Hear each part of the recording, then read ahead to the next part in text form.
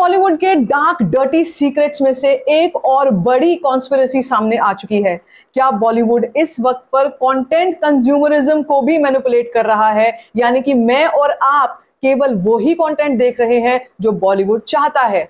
क्या ऐसा भी पॉसिबल है कि बॉलीवुड की एक बड़ी फैमिली इसी माफिया ग्रुप में बिलोंग करती है और इस वक्त पर समोसे उसमें किस तरीके से कंट्रीब्यूट कर रहे हैं? सब कुछ बताती हूं आपको इस वीडियो में। वीडियो को अंत तक जरूर देखो, चैनल को सब्सक्राइब। देखो, अभी से 2-4 दिन पहले की बात है जब एक बहुत ज्यादा पॉपुलर इंटरव्यू सरफेस हुआ था रणबीर कपूर का, जिसमें उन्होंने बहुत सारे राज खोले हैं अपनी फैमिली के, जो कि 4 दीवारी में बंद ऐसी बातें थी जो केवल मीडिया पोर्टल्स उस वक्त पर छापा करते थे। यानी कि 70s, 80s, 90s के दौर में जब कपूर खानदान के ही फैमिली के सबसे one of the most successful actors Rishi Kapoor का दौर चल रहा था, नीतू कपूर का दौर चल रहा था, उस वक्त पे उनकी शादीशुदा जिंदगी में, निजी जिंदगी में क्या घटनाएं घट रही थी जिससे सारा बचपन जो बच्चों का था वो खराब हुआ था, उसके बारे में काफी सारे खुलासे किए गए हैं। अगर आपने वो इंटरव्यू नहीं देखा है आप देख सकते हैं, नहीं तो मैं आपको कुछ हाईलाइट्स उसके बताऊंगी। लेकिन आगे चल के पहले हम लोग बात करेंगे इस माफिया गिरी के बारे में, जो इस वक्त पर समोसों के भी थ्रू, पेड रिव्यूज के भी थ्रू और भी जितनी गतिविधियां हैं उनके थ्रू बॉलीवुड अपने गंदे सीक्रेट्स में शामिल कर चुका है। सबसे पहले लेकिन बात करते हैं हम लोग कंटेंट कंज्यूमरिज्म के बारे में। आखिर ये टर्म क्या है? What is content consumerism?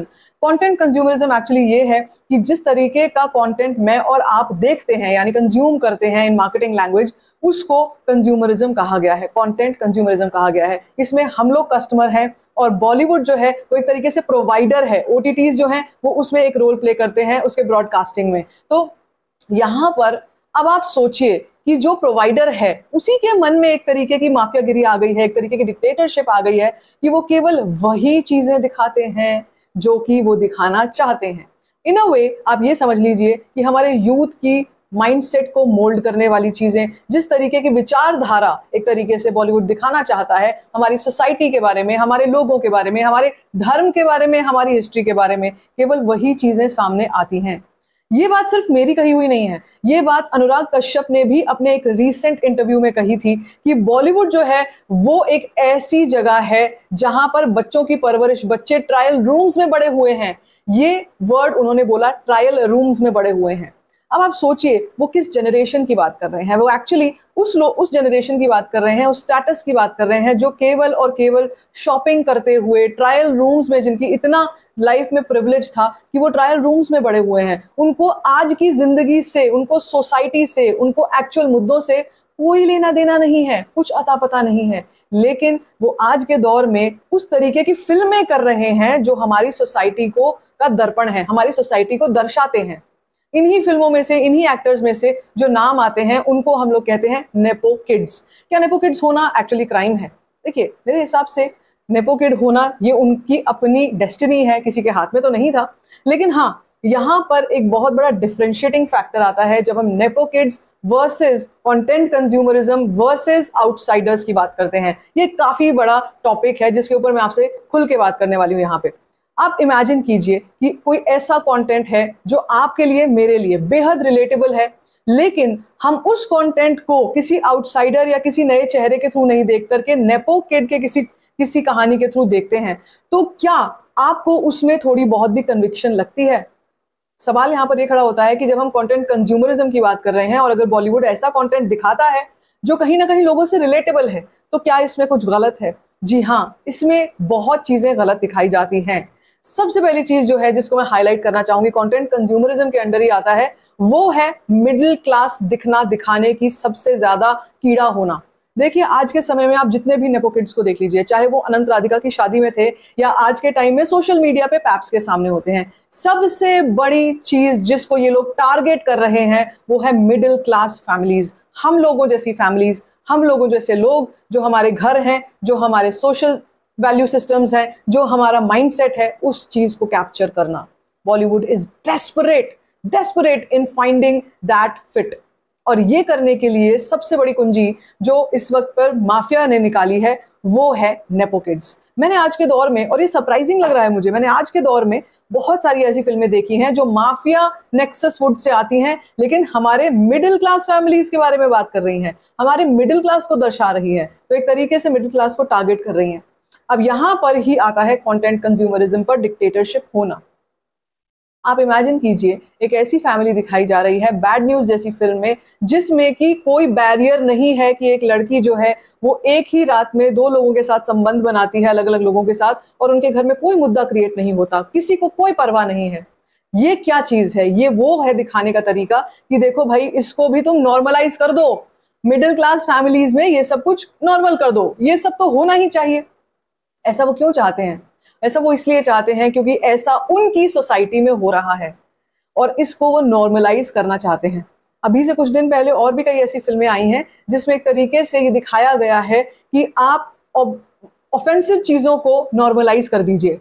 Offensive चीजें यानी कि ऐसी चीजें जिनको देख करके ऐसा लगे कि ऐसा नहीं होना चाहिए, शायद किसी फैमिली में ऐसा नहीं होना चाहिए, या कुछ अटपटा या कुछ बिल्कुल डिफरेंट, उसको या तो फेमिनाजी, फेमिनिस्ट होने का नाम दे दिया जाता है, या फिर उसको ओपन माइंडेडनेस का नाम दिया जाता है। इसी के अंदर एक और कड़ी में एक और कड़ी जुड़ती है, वो है LGBTQ वाली फिल्में। देखिए, मुझे एज एन ऑडियंस बिल्कुल फर्क नहीं पड़ता है कि ऐसा कुछ कंटेंट आता है, आए, वो सबकी अपनी अपनी राय है और आना भी चाहिए, लेकिन उसको जिस तरीके से डालने की होड़ है कि हर फिल्म में उसी तरीके का कंटेंट होना चाहिए। अगर वो एकता कपूर की फिल्म है उसमें तो जरूर ही होगा, लेकिन अगर वो ये नेक्सस वुड की फिल्म है जिसमें माफिया आते हैं, जिसमें करण जौहर जैसे डायरेक्टर्स आते हैं, इनको जरूर ये तरीका अपनाना है, इनको जरूर जो क्वेयर सोसाइटी है उसको दिखाना है, LGBTQ सोसाइटी को दिखाना ही दिखाना है और उसको नॉर्मलाइज करना है। मेरे हिसाब से मैं आपको ये भी कहूंगी कि ऐसा होता भी होगा, सोसाइटीज में होगा भी, लेकिन अगर मिडिल क्लास फैमिली, अगर मिडिल क्लास तबका उसको इतना ओपनली एक्सेप्ट नहीं कर पा रहा है या उस पर एक सटल तरीके से काम कर रहा है, तो क्या जरूरत है ऐसा सिनेमा बनाने की जिसमें जबरदस्ती वो चीजें दिखाई जाती हैं। कुछ टाइम पहले एक और फिल्म आई थी LSD 2 के नाम से। दिवाकर बैनर्जी एक ऐसे डायरेक्टर हैं जिनको मैं बहुत पसंद करती थी एक समय में, क्योंकि उनकी फिल्में मुझे बहुत अच्छी लगती थी। लेकिन इस तरीके का सिनेमा दिखाना कि केवल यही चीजें दिखाई जा रही हैं, केवल यही कुछ दिखाया जा रहा है, आप मुझे बताइए बॉलीवुड की कौन सी ऐसी रीसेंट फिल्म है जिसमें ये मुद्दा नहीं दिखाया गया है? या ये मुद्दा, या बेड सीन वाले तो चलो फिर भी मैं एक तरफ को रख देती हूँ, लेकिन ये LGBTQ या ये जो क्वेयर सोसाइटी का दिखाना है, इसको और वो भी एक तरीके से इम्पोज करते हुए दिखाना, वो चीज दिखाई जा रही है। और इसी को मैं आपसे बार बार कह रही हूँ कि ये सिर्फ और सिर्फ कंटेंट डिक्टेटरशिप पर उतर आए हैं। अब केवल और केवल यही चीजें चलती हैं कि अगर किसी फिल्म में गेज, लेस्बियंस या वो और चीजें, ट्रांसजेंडर्स अगर नहीं होंगे, किसी वेब सीरीज में, किसी फिल्म में नहीं होंगे, तो वो बॉलीवुड की है ही नहीं। उसके बाद एक और चीज आई जो कि थी संजय लीला भंसाली की हीरा मंडी वेब सीरीज।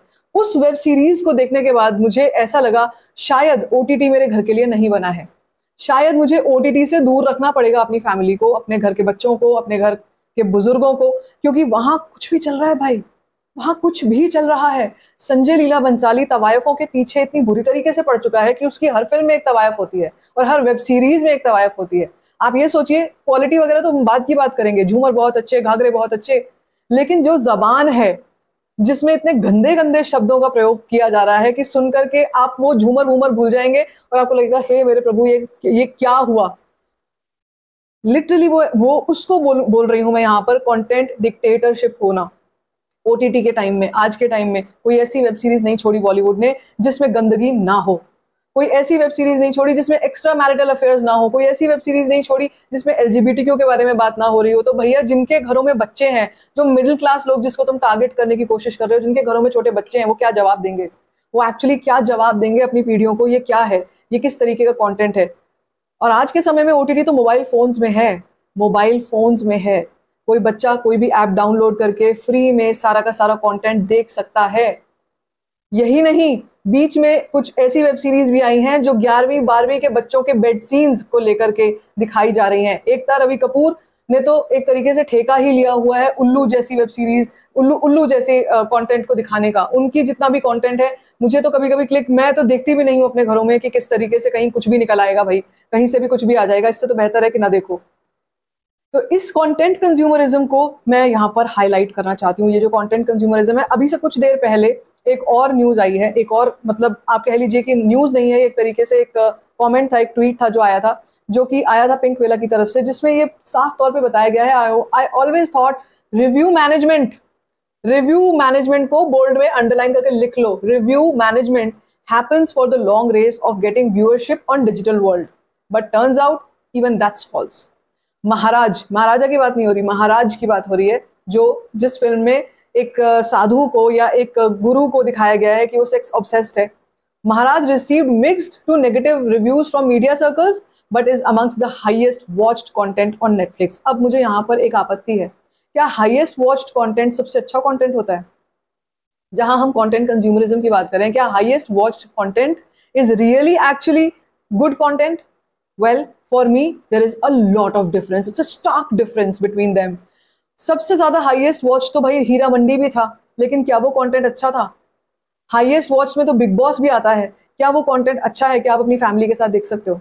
बिल्कुल नहीं देख सकते। महाराज की जिसकी बात हो रही है उसमें भी एक तरीके से प्रोपेगेंडा ही चल रहा है, एक तरीके से यही दिखाया जा रहा है कि एक हिंदू है, एक हिंदू गुरु है जिसको, जो अब छोटी बच्चियों को शिकार बनाता है, और उसके ऊपर वो फिल्म आधारित है और उसमें आमिर खान के बेटे का मेन रोल है, जुनैद खान का मेन रोल है। अब मैं यहाँ पे कहना चाहती हूँ कि जो फैमिलीज, अब हम फैमिलीज वाले टॉपिक पे आए हैं, जो फैमिलीज पहले से ही इस चीज को लेकर बदनाम हैं बॉलीवुड के थ्रू अपना एजेंडा चलाने के लिए, या एक तरीके से हिंदू जो डाइटीज हैं और हिंदू जो गुरु हैं या जितने भी गॉडमैन हैं, गॉडमैन बोले उनकी लैंग्वेज में, जितने भी हैं, बाबा हैं, ऋषि मुनि हैं, ये सब जो हैं ये केवल और केवल धूर्त होते हैं। ये केवल और केवल ऑडियंस को उल्लू बना रहे हैं, ये केवल और केवल लोगों को बेवकूफ बना रहे हैं, औरतों को एक्सप्लॉइट कर रहे हैं, लड़कियों को एक्सप्लॉइट कर रहे हैं। ये प्रोपोगेंडा 70s से 60s से चला आ रहा है। 60s 70s में इतना नहीं बढ़ा था, लोग बोलने के लिए तैयार नहीं थे, बोलने के लिए माध्यम नहीं था, लेकिन आज के समय में तो साफ तौर पर दिखता है। क्यों ऐसा ही कुछ आप में हिम्मत नहीं है कि आप किसी और धर्म में बनाकर दिखाएंगे? किसी और धर्म में क्या ऐसा नहीं होता? ये सवाल है तो मेरा। और अगर ये ऐसा नहीं होता, मान लीजिए अगर केवल हिंदू धर्म में ऐसा होता है, तो फिर बाकी धर्मों की बात कहां से आती है? बाकी जो न्यूज खबरें आती हैं कि फलाने फलाने ने, इस धर्म के गॉडमैन ने ऐसा कुछ किया, उस धर्म के गॉडमैन ने ऐसा कुछ किया, चाहे वो हिंदू हो, चाहे वो मुस्लिम हो, सिख, ईसाई, कोई भी हो। लेकिन आप में क्या हिम्मत है कि आप किसी सिख धर्म को इस तरीके से दिखाएंगे? क्या आप में हिम्मत है कि आप किसी इस्लाम मुस्लिम धर्म को इस तरीके से दिखाएंगे? कि आप में हिम्मत है कि आप किसी ईसाई धर्म के गॉडमैन को इस तरीके से दिखा सकते हैं? सवाल सिर्फ इतना ही है कि क्या हमारे को मैनिपुलेट नहीं किया जा रहा है एज एन ऑडियंस, कि हम ये देखें और हम वो ना देखें? क्या हमको ये नहीं बताया जा रहा है कि केरला स्टोरी जैसी फिल्में मत देखो? क्या हमको ये नहीं बताया जा रहा है कि गदर 2 जैसी फिल्में मत देखो, गदर जैसी फिल्में मत देखो? तुम्हें देखनी है तो तुम महाराज देखो, तुम्हें देखना है तो तुम हीरा मंडी देखो, तुम्हें देखना है तो तुम बैड न्यूज देखो। क्यों? ये जो कंट्रोलिंग फैक्टर है ये क्यों है? और इसी के साथ जो मैं आपसे कह रही थी कि एक और बड़ी फैमिली के कई सारे राज जो खुले हैं, जो मैंने आपको शुरू में बताया, उसको देख करके तो ऐसा लगा जैसे मोह भंग होता है किसी का, जैसे किसी का दिल टूटता है। कसम से हम वो लोग हैं जिन्होंने इन एक्टर्स को देखा, जिन्होंने इन एक्टर्स को सराहा, इनके गानों पर हम लोग ने देखा, अपने बचपन को जिया कह सकते हैं। और उनके बारे में जब ये खबरें आती हैं उनकी मृत्यु के उपरांत, एक तो मृत्यु के उपरांत चलो ठीक है, वो तो आदमी गुजर गया, उसके बारे में उसी के बेटे को बोलने की जरूरत क्या थी? तो मैं बोलती हूँ रणवीर कपूर को इंटरव्यूज नहीं देने चाहिए, क्योंकि वो इतना कैरिड अवे हो गया कि उसने अपने माँ बाप के जो बहुत सालों के प्रोटेक्टिव जो राज थे वो सारे के सारे लोगों के सामने खोल करके रख दिए कि देखिए मेरा जो बचपन था वो मैं स्टेयरकेस पे रो रो के बिताता था, मैंने अपने बचपन से ये लड़ाई झगड़े सुने, मेरा बाप शराब पीकर मेरी माँ को गालियां देता था। ये सब बातें बोलने का मेरे हिसाब से, चलिए बोल दी, बता दी, अच्छा किया कि बता दी है, तो ऑडियंस के लिए भी एक आई ओपनर है। लेकिन ऐसा लगता है उस इंटरव्यू के बाद भी यहाँ पर भी कंटेंट कंट्रोल करने वाले लोग आ चुके हैं। यहाँ पर भी उस इंटरव्यू के भी जो भी हाइलाइट्स थे, अब आप अगर चेक करोगे वो आपको बहुत कम नजर आएंगे। नहीं तो वो ट्रेंड पर चला गया था, जैसे ही वो इंटरव्यू आया था 2-4 दिन पहले वो ट्रेंड पर चला गया था।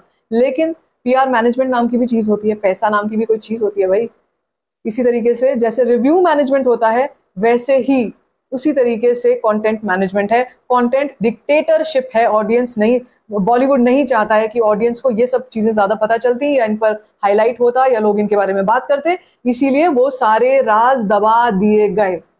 इसीलिए हो सकता है, कोई बड़ी बात नहीं है, उस इंटरव्यू को एडिट भी कर दिया जाए, उसमें से कई चीजें हटा भी दी जाए, ऐसा भी पॉसिबल है। यूट्यूब पर एक ये भी प्रोविजन होता है कि जो ऑलरेडी लाइव है उसमें से भी कुछ एडिट हो सकता है, तो वो भी हो सकता है कि वो हटा दिया जाए, हर जगह से वो क्लिप्स हटा दी जाए, डांट डपट के लोगों को पैसा खिला के, डरा धमका के वो सब चीजें हटा दी जाए। लेकिन सवाल फिर भी वहीं का वहीं है कि बॉलीवुड की डीप डार्क रियलिटीज में क्या कंटेंट डिक्टेटरशिप भी शामिल हो चुकी है? ये कंटेंट डिक्टेटरशिप रिव्यूज के थ्रू भी होती है। आज के टाइम में तो तरह तरह के जो भी यूट्यूब इन्फ्लुएंसर्स हैं उनके थ्रू भी हो रही है, बॉक्स ऑफिस कलेक्शंस के थ्रू भी हो रही है और समोसों के थ्रू भी हो रही है। तो जाते जाते समोसों के बारे में भी बता दूं कि समोसों ने भी अभी कल्कि के बाद द राजा साहब की जो न्यूज आई थी उसके ऊपर एक शब्द नहीं कहा है। लेकिन ये वही लोग हैं जो किसी छुट भैया सी पिक्चर के ऊपर भी, बॉलीवुड की चिरकुट सी फिल्म के ऊपर भी अपने रिएक्शंस दे रहे हैं। तो अब आप खुद सोच लीजिए किस तरीके का डिक्टेटरशिप चल रहा है। बाकी आपका क्या कुछ कहना है इस सारे डिस्कशन पर, let me know in the comment section. बाकी like this video, give it a thumbs up, don't forget to share it and don't forget to subscribe to my channel just for story.